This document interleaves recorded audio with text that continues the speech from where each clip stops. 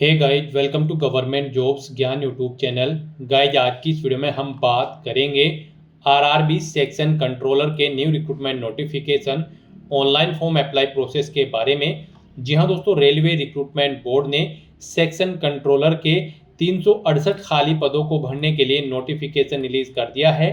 कैसे आप इस भर्ती में पार्टिसिपेट करने के लिए अपने फॉर्म अप्लाई कर सकते हो बिना कोई मिस्टेक किए हुए, इसकी पूरी जानकारी हम आपको स्टेप बाय स्टेप रजिस्ट्रेशन से लेकर प्रिंट तक इस वीडियो में देंगे।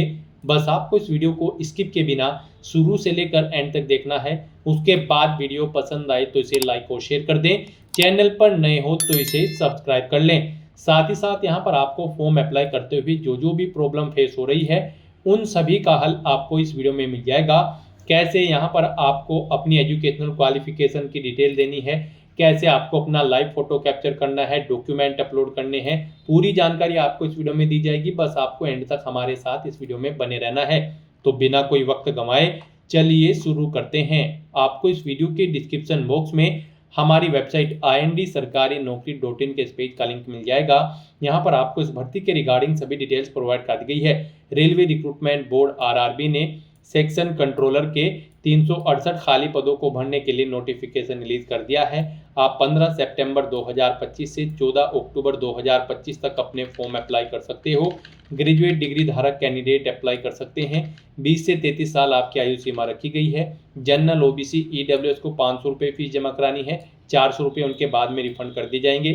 SC ST PWD और वुमेन कैंडिडेट को 250 रुपये फीस जमा करानी है। पूरी की पूरी फीस इनकी यहाँ पर रिफंड कर दी जाएगी। फीस का पेमेंट आप ऑनलाइन मोड से जमा करा सकते हो। सिलेक्शन आपका कंप्यूटर बेस्ड टेस्ट के आधार पर होगा। आप ऑल इंडिया से ऑनलाइन मोड में अप्लाई कर सकते हो। उसके लिए आपको इस पेज को नीचे स्क्रॉल डाउन करते हुए इंपॉर्टेंट लिंक सेक्शन में आना है। ऑफिशियल नोटिफिकेशन PDF लिंक पर क्लिक करके इस भर्ती के नोटिफिकेशन को ओपन कर लेना है और इसमें से आपको पूरी डिटेल रीड कर लेनी है, जैसे कि क्या पोस्ट का नाम है, कितनी उसके लिए नंबर ऑफ वैकेंसीज है, क्या आपका एलिजिबिलिटी क्राइटेरिया होना चाहिए, कितनी सैलरी आपको प्रोवाइड कराई जाएगी, कैसे आप अप्लाई कर सकते हो और कब से कब तक आप अप्लाई कर सकते हो। पूरी जानकारी आपको इस नोटिफिकेशन में दे दी गई है। आप सभी डिटेल्स यहाँ से रीड आउट करें, उसके बाद अपने फॉर्म अप्लाई कर लें। फॉर्म अप्लाई करने के लिए भी आपको हमारी वेबसाइट के इसी पेज पर ही अप्लाई ऑनलाइन का लिंक दिया गया है। जैसे ही आप इस लिंक पर क्लिक करेंगे तो आपके सामने यहाँ पर भारतीय रेलवे रिक्रूटमेंट बोर्ड का ये पोर्टल ओपन होगा। गाइड, यहाँ पर आने के बाद अगर आपने पहले से इस पोर्टल पर अपना रजिस्ट्रेशन कर रखा है 2024 के बाद, तो यहाँ पर गाइड आपको लॉगिन की इस टैब पर क्लिक करना है और लॉगिन करके अपना फॉर्म अप्लाई कर लेना है। जैसे ही आप इस टैब पर क्लिक करेंगे, लॉगिन की, आपके सामने कुछ इस तरह से इंटरफेस ओपन होगा।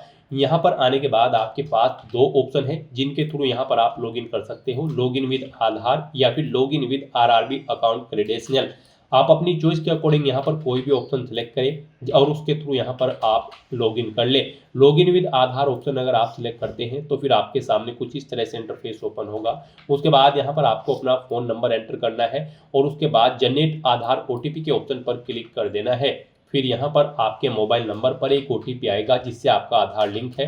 वो OTP आपको यहाँ पर एंटर करना है।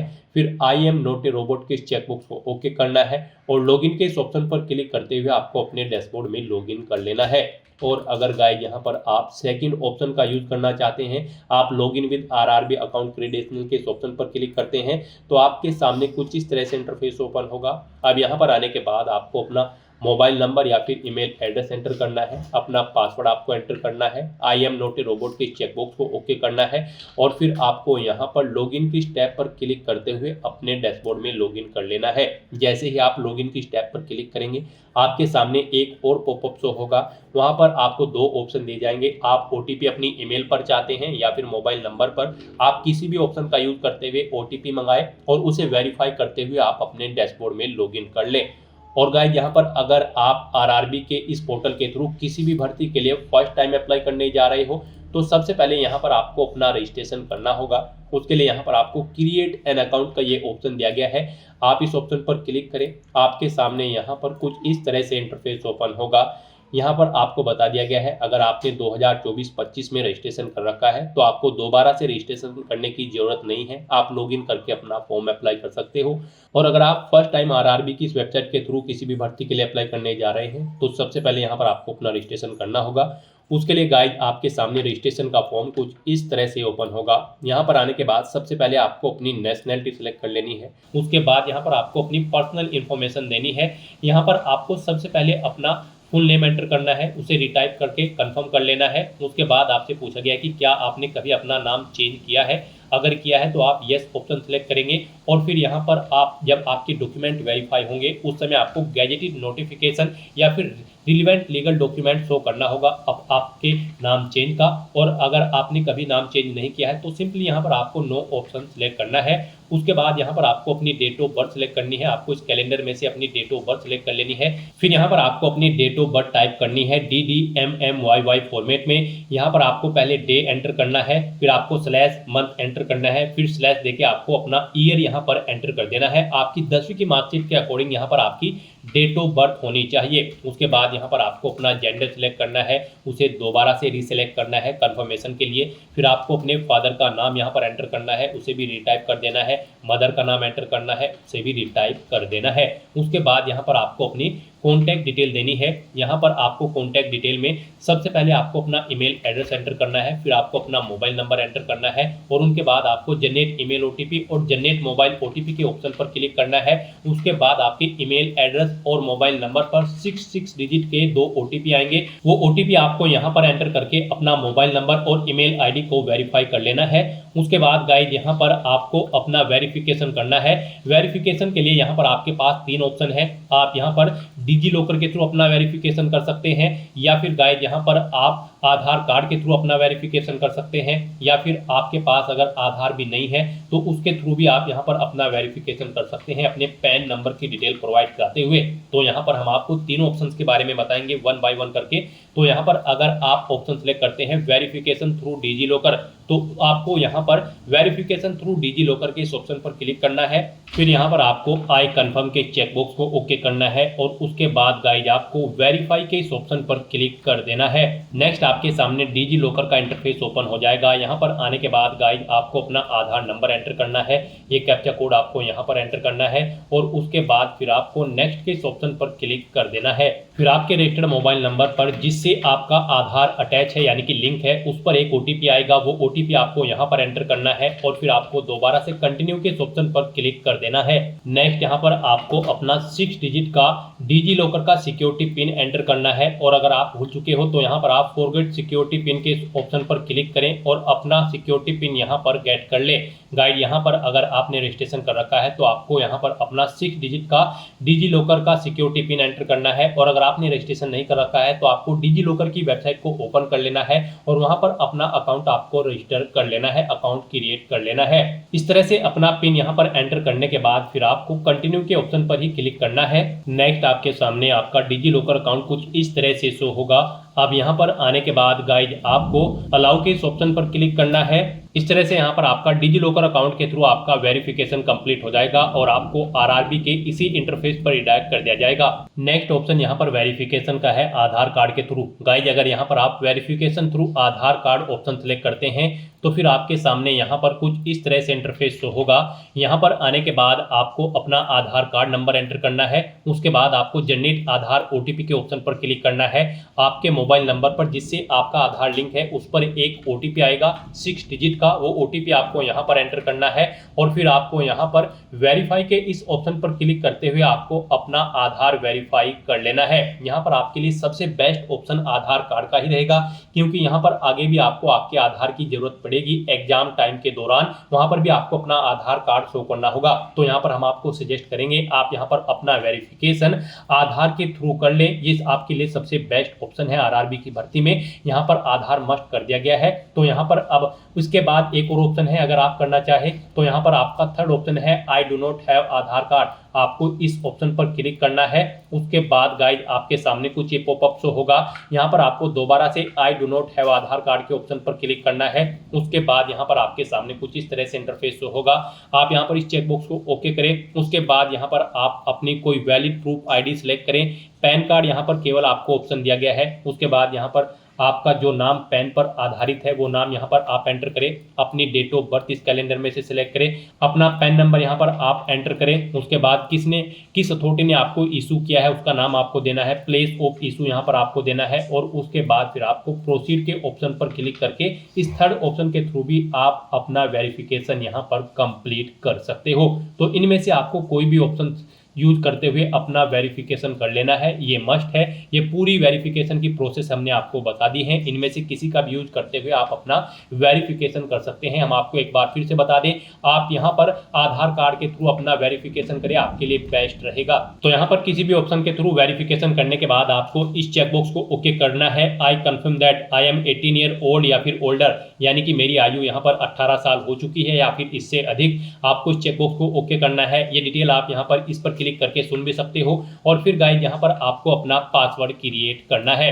यहाँ पर आपका पासवर्ड अल्फा न्यूमेरिक फॉर्मेट में होना चाहिए। मींस आपके पासवर्ड में एक अपर केस कैरेक्टर, एक लोअर केस कैरेक्टर, एक इंटीजर नंबर और एक स्पेशल कैरेक्टर जैसे कि @ या फिर डॉलर होना चाहिए। तो इस फॉर्मेट में आपको अपना पासवर्ड क्रिएट करना है। ये एग्जाम्पल हमने आपको दिखाया है, वही पासवर्ड आपको यहाँ पर कंफर्म पासवर्ड फील्ड में एंटर करना है।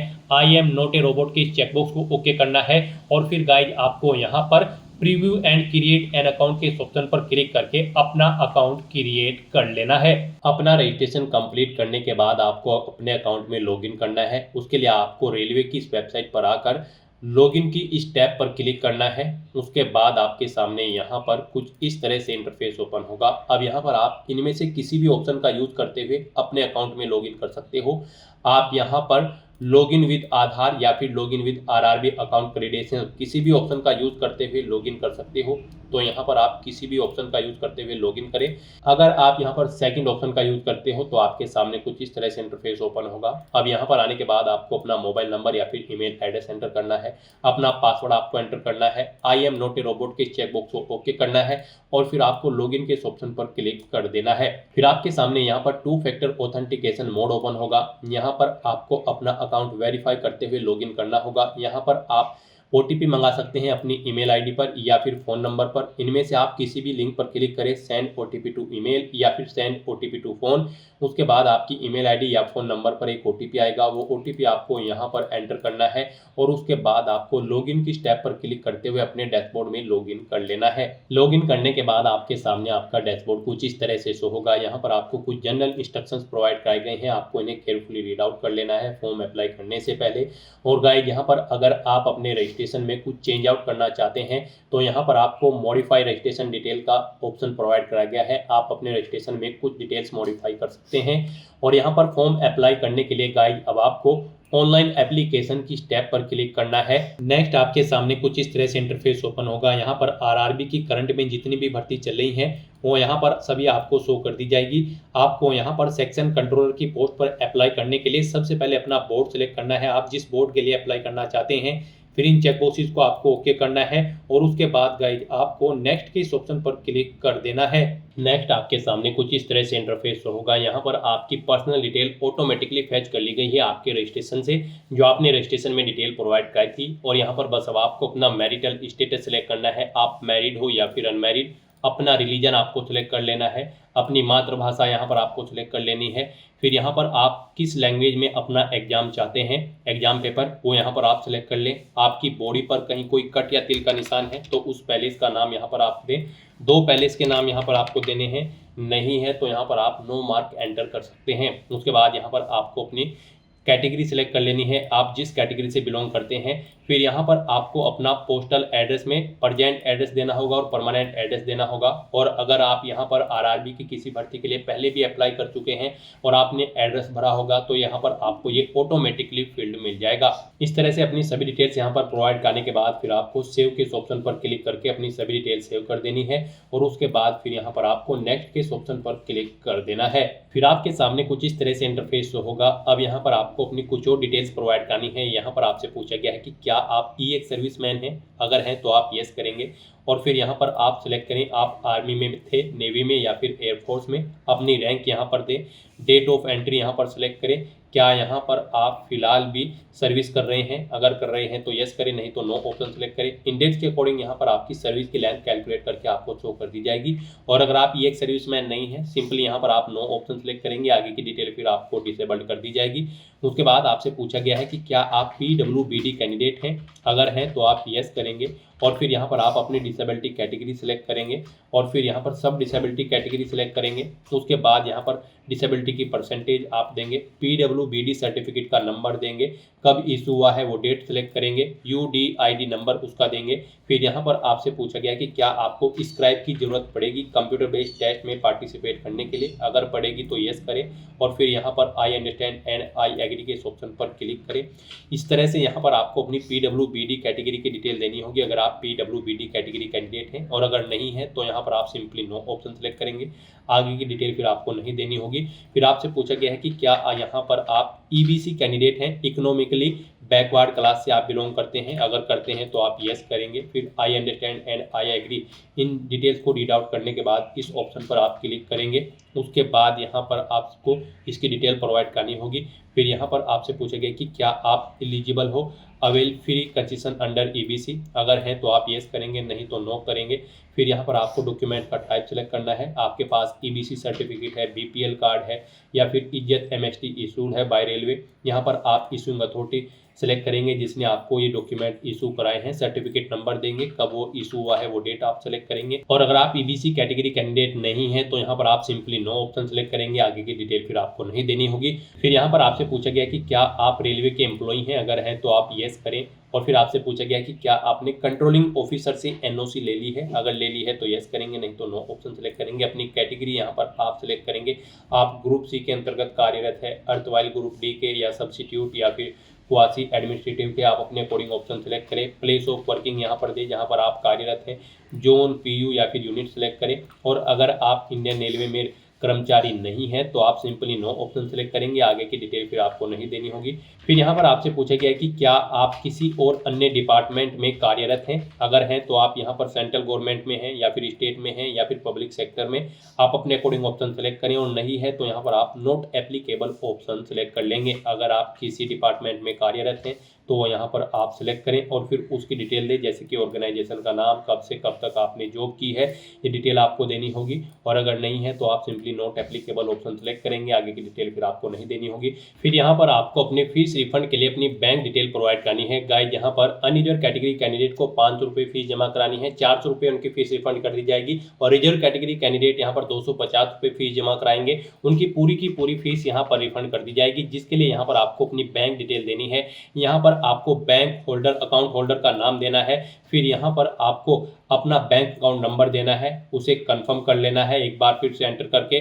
फिर यहाँ पर आपको अपने बैंक का IFSC कोड एंटर करना है, कंफर्म के ऑप्शन पर क्लिक करना है। फिर यहाँ पर आपके बैंक का नाम और उसका एड्रेस ऑटोमेटिकली आपके IFSC कोड से फैच करके यहाँ पर शो कर दिया जाएगा। इस तरह से अपनी बैंक डिटेल प्रोवाइड करने के बाद फिर आपको यहाँ पर सेव के ऑप्शन पर क्लिक करके अपनी ये डिटेल सेव कर देनी है। और उसके बाद फिर गाइस यहाँ पर आपको नेक्स्ट के ऑप्शन पर क्लिक कर देना है।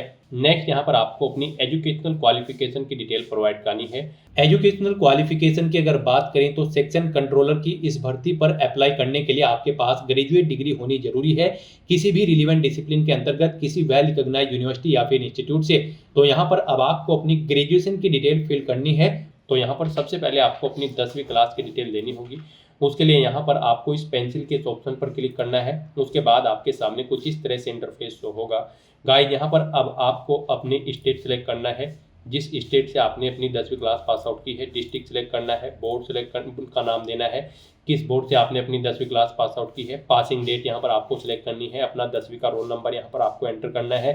फिर आपको अपनी 10वीं क्लास का सर्टिफिकेट सीरियल नंबर यहाँ पर देना है। और उसके बाद आपको यहाँ पर अपडेट के इस ऑप्शन पर क्लिक करके अपनी 10वीं क्लास की डिटेल को यहाँ पर ऐड कर देना है। अगर आपने पहले से यहाँ पर अपनी क्वालिफिकेशन ऐड कर रखी है, अगर आपने किसी भर्ती के लिए पहले से अप्लाई किया है, तो यहाँ पर आप अपडेट के इस ऑप्शन पर क्लिक करके अपनी डिटेल अपडेट कर सकते हैं। इस तरह से यहाँ पर आपकी 10वीं क्लास की डिटेल ऐड हो जाएगी। फिर यहाँ पर आप अपनी 12वीं क्लास की डिटेल यहाँ पर प्रोवाइड कर सकते हैं। आप 10+2 और इट्स इक्विवेलेंट इस ऑप्शन पर क्लिक करें, आपके सामने कुछ इस तरह से इंटरफेस शो होगा। यहाँ पर आप डिसिप्लिन या सब्जेक्ट सेलेक्ट करें जिसमें आपने अपनी 12वीं क्लास पास आउट की है, स्टेट सेलेक्ट करें, डिस्ट्रिक्ट सेलेक्ट करें, बोर्ड का नाम दें, पासिंग डेट सेलेक्ट करें, परसेंटेज बताएं कितने % मार्क्स आपने ऑब्टेन किए हैं और ऐड के इस ऑप्शन पर क्लिक करके आप अपनी 12वीं क्लास की डिटेल भी यहाँ पर ऐड कर दें। इस तरह से यहाँ पर आप अपनी सभी क्वालिफिकेशन की डिटेल ऐड करेंगे 1 बाय 1 करके। अपनी हायर क्वालिफिकेशन जो भी आपकी लास्ट क्वालिफिकेशन है उस तक की सभी डिटेल्स यहाँ पर आपको ऐड कर देनी है। यहाँ पर आपके पास बीएससी नर्सिंग की डिग्री है या फिर कोई बैचलर ऑफ साइंस या फिर डिप्लोमा है तो उसे भी सिलेक्ट करके यहाँ पर आप उसकी भी डिटेल सेम ऐसे ही प्रोवाइड करा सकते हैं और अपनी एजुकेशनल क्वालिफिकेशन की डिटेल यहाँ पर आप 1 बाय 1 करके ऐड कर सकते हैं। उसके बाद गाइस यहाँ पर अगर आपको वर्क एक्सपीरियंस है तो आपको उसकी डिटेल देनी होगी। यहाँ पर आप ऑप्शन सेलेक्ट करेंगे और उसकी डिटेल देंगे, नहीं है तो आप इस सेक्शन को खाली छोड़ देंगे। यहाँ पर अगर आपको एक्सपीरियंस है आप ये ऑप्शन सेलेक्ट करते हैं तो फिर यहाँ पर आपसे पूछा गया है कि क्या आप प्रेजेंट में एम्प्लॉय हैं या फिर पास्ट में। आप अपने अकॉर्डिंग ऑप्शन सेलेक्ट करें, किस डेट से किस डेट तक आप कार्यरत थे वो डेट आप सेलेक्ट करें। इनके अकॉर्डिंग यहाँ पर आपके एक्सपीरियंस के ईयर, मंथ और डेट कैलकुलेट करके आपको शो कर दी जाएंगे और फिर यहाँ पर आप अपना एक्सपीरियंस सर्टिफिकेट अपलोड कर दें। आप अपलोड डॉक्यूमेंट के ऑप्शन पर क्लिक करें और अपना एक्सपीरियंस सर्टिफिकेट यहाँ पर अपलोड कर दें और फिर आप यहाँ पर ऐड के ऑप्शन पर क्लिक करके अपने एक्सपीरियंस की डिटेल ऐड कर सकते हो। एक से ज़्यादा जगह वर्किंग एक्सपीरियंस है फिर आप दोबारा से यहाँ पर अपना एक्सपीरियंस प्रोवाइड कराएं और ऐड के बटन पर क्लिक करके अपने सेकंड एक्सपीरियंस की डिटेल भी आप यहाँ पर ऐड कर सकते हो। इस तरह से यहाँ पर आपको अपने एक्सपीरियंस और क्वालिफिकेशन की डिटेल प्रोवाइड कर देनी है और फिर गाइस आपको यहाँ पर नेक्स्ट के इस ऑप्शन पर क्लिक कर देना है।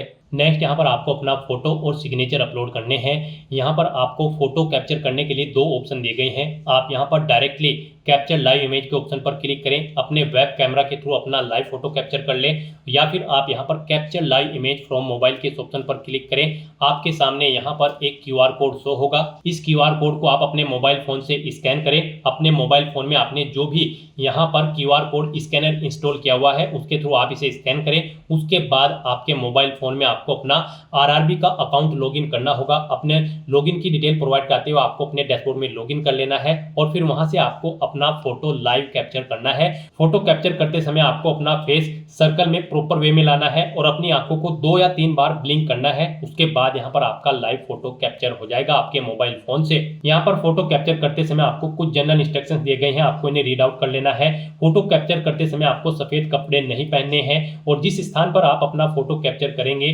वहां पर प्रॉपर वे में लाइट होनी चाहिए और प्लेन बैकग्राउंड उस स्थान का होना चाहिए और यहाँ पर आपको बिल्कुल सीधा कैमरे की तरफ देखना है और आपको यहाँ पर फोटो कैप्चर करते समय अपने सर पर कोई टोपी या फिर कैप नहीं पहननी है, ना आपको अपने चेहरे पर कोई मास्क लगाना है और ना ही आपको अपने आंखों पर कोई चश्मा यहाँ पर पहनना है। तो यहाँ पर आपको कुछ इन इंस्ट्रक्शंस को ध्यान में रखते हुए अपना लाइव फोटो कैप्चर कर लेना है। दोस्तों मोबाइल से लाइव फोटो कैप्चर करने के लिए सबसे पहले आपको अपने फोन में QR code scanner application open करनी होगी। उसके बाद में आपको ये बार कोड यहाँ पर स्कैन कर लेना होगा। उसके बाद में आपको इस लिंक पर क्लिक करना होगा। उसके बाद यहाँ पर आने के बाद में आपको RRB अकाउंट के अंतर्गत अपने डैशबोर्ड में लॉगिन करना होगा। लॉगिन करने के लिए आप आधार से लॉगिन कर सकते हो या फिर RRB अकाउंट के थ्रू लॉगिन कर सकते हो। जैसे कि हम आपको RRB अकाउंट के थ्रू लॉगिन करके दिखा रहे हैं। सबसे पहले आपको यहाँ पर अपना ईमेल एड्रेस एंटर करना होगा, पासवर्ड आपको एंटर करना होगा और इस चेक बॉक्स को ओके करना होगा और यहाँ पर लॉगिन की स्टेप पर क्लिक करके अपने डैशबोर्ड में लॉगिन कर लेना होगा। लॉगिन करने के लिए आपको ईमेल आईडी या फिर मोबाइल फोन पर एक OTP सेंड करना होगा। उसके लिए आपको यहाँ पर इस लिंक पर क्लिक करना होगा। OTP एंटर करने के बाद में आपको लॉगिन की स्टेप पर क्लिक करना होगा। लॉगिन करने के बाद में आपके सामने कुछ इस तरह से इंटरफेस ओपन हो जाएगा। यहाँ पर आकर आपको इस पेज को स्क्रॉल डाउन करना होगा और यहाँ पर आप देख सकते हो capture live image. Live photo capture करने के लिए आपको इस टैब पर क्लिक करना होगा और अपना लाइव फोटो कैप्चर कर लेना होगा। फोटो कैप्चर करने के लिए आपको अपना फेस इस सर्कल के अंतर्गत लाना होगा और अपनी आंखों को यहाँ पर ब्लिंक करना होगा वेरिफिकेशन के लिए और उसके बाद में कैप्चर के इस टैब पर क्लिक करके अपना लाइव फोटो कैप्चर कर लेना होगा। तो इस तरह से आपका लाइव फोटो कैप्चर हो जाएगा और उसके बाद में आपको सेव की टैब पर क्लिक करके अपना लाइव फोटो जो आपने कैप्चर किया है उसको सेव कर देना होगा। उसके बाद गाइस यहाँ पर आपको अपने सिग्नेचर अपलोड करने हैं। सिग्नेचर यहाँ पर आपके जेपीजी या फिर जेपीईजी फॉर्मेट में होने चाहिए। सिग्नेचर की विड्थ आपकी 140 पिक्सल होनी चाहिए, हाइट 60 पिक्सल होनी चाहिए। सिग्नेचर यहाँ पर आपको एक ब्लैंक इंक पेन से व्हाइट पेपर पर करने हैं। यहाँ पर आपको एक बॉक्स क्रिएट करना है जिसकी विड्थ 140 पिक्सल होनी चाहिए और हाइट उसकी 60 पिक्सल होनी चाहिए। उसमें आपको अपने सिग्नेचर यहाँ पर करके अपलोड करने हैं। साइज आपके सिग्नेचर की फाइल का 30 KB से 49 KB के बीच में होना चाहिए। और अगर आप अपने सिग्नेचर का साइज कम या ज़्यादा करना चाहते हैं तो आप गूगल पर जाएं, इमेज रिसाइज टाइप करें, मल्टीपल ऑनलाइन वेबसाइट ओपन होंगी, उनमें से कोई भी वेबसाइट ओपन करें, वहां पर आप अपने सिग्नेचर की फाइल को अपलोड करें और अपनी नीड के अकॉर्डिंग आप उसका साइज सेट करके फिर उसे वहां से डाउनलोड करके अपलोड कर दें। तो यहाँ पर आपको ब्राउज के ऑप्शन पर क्लिक करना है, फाइल को सिलेक्ट कर लेना है और अपने सिग्नेचर की फाइल को यहाँ पर अपलोड कर देना है। तो इस तरह से यहाँ पर आपका लाइव फोटो कैप्चर हो जाएगा और सिग्नेचर आपके अपलोड हो जाएंगे। उसके बाद आपको इस पेज को नीचे स्क्रॉल डाउन करना है और फिर गाइज आपको सेव के ऑप्शन पर क्लिक करके अपना फोटो सिग्नेचर यहाँ पर सेव कर देने हैं और उसके बाद फिर आपको नेक्स्ट के ऑप्शन पर क्लिक कर देना है। नेक्स्ट यहाँ पर आपको अपनी जोन प्रेफरेंस देनी है। आपने स्टार्टिंग में जो भी बोर्ड सेलेक्ट किया होगा उसके अकॉर्डिंग आप जिस भी जोन पर अप्लाई करने के लिए एलिजिबल हैं वो जोन्स यहाँ पर आपको शो कर दी गई हैं। अब आपको यहाँ पर अपनी चॉइस के अकॉर्डिंग इन्हें प्रेफरेंस देना है।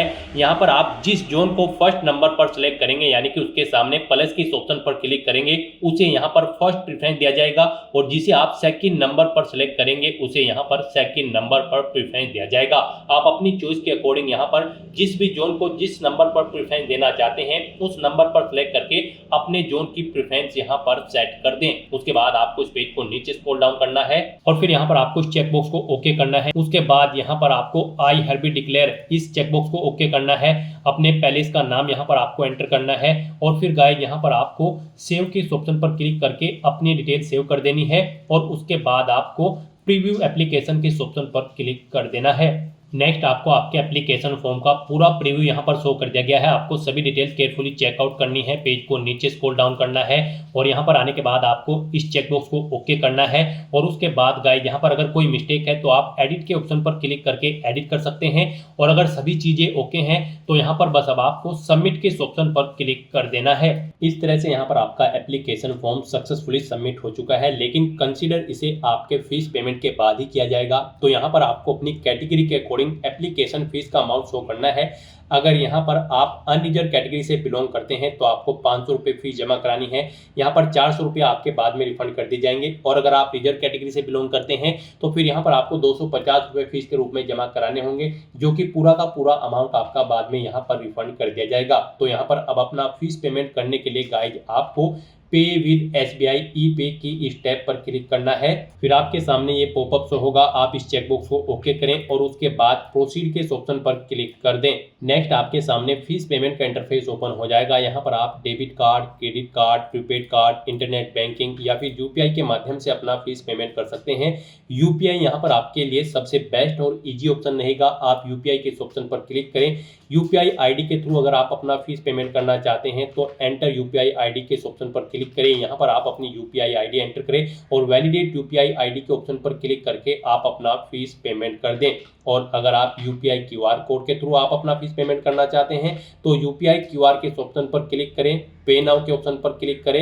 ये QR कोड यहाँ पर आपको शो होगा, आप इसे अपने UPI से स्कैन करें और अपना फीस पेमेंट कर दें।